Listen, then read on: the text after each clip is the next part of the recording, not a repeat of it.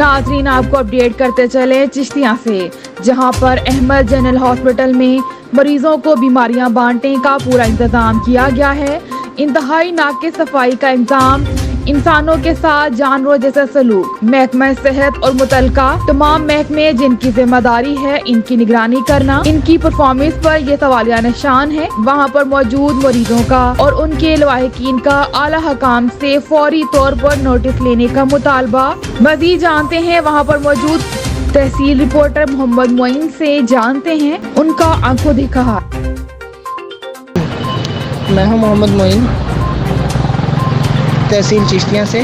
मेरे आज एक दोस्त के अजीज़ को ब्लड की ज़रूरत थी तो मैं एक हॉस्पिटल में गया, अहमद जनरल हॉस्पिटल चिश्तियाँ। और वहाँ जब मैं गया तो वहाँ का निज़ाम देखा तो मैंने ब्लड दिया।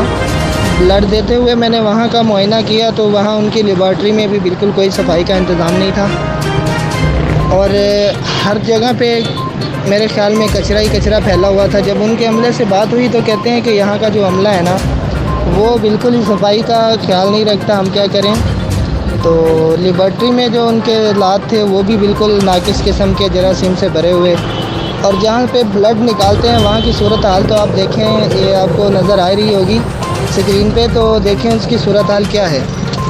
जहाँ पे ब्लड निकालते हैं वहाँ की कंडीशन और सूरत हाल आप देखें तो उनके हालात देख लें किस तरह के हैं, क्या सूरत हाल है उनके हालात की।